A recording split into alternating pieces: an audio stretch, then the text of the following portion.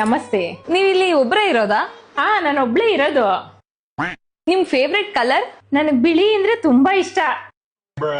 ನೀವು ನಿಮ್ ಜೀವನದಲ್ಲಿ ಒಂದು ದೊಡ್ಡ ಆಕ್ಸಿಡೆಂಟ್ ನ ಫೇಸ್ ಮಾಡಿದ್ದೀರಂತೆ, ಹೇಳಿ ಆ ಘಟನೆ ಹೇಗ್ ನಡೀತು?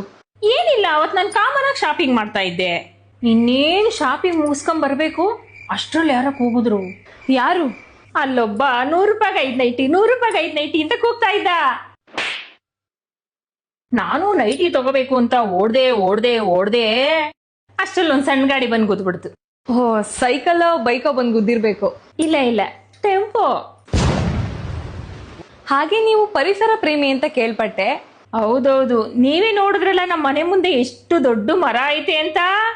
ಹಾ, ಹುಣಸೆ ಮರ ಅಲ್ವಾ ಮೇಡಮ್? ಒಬ್ಳೇ ಇರೋದು. ನನಗ್ ಬಿಳಿ ಅಂದ್ರೆ ತುಂಬಾ ಇಷ್ಟ. ಇಲ್ಲ ಟೆಂಪೋ. ನೀವೇ ನೋಡಿದ್ರಲ್ಲ ನಮ್ಮ ಮನೆ ಮುಂದೆ ಎಷ್ಟು ದೊಡ್ಡ ಮರ ಐತೆ ಅಂತ.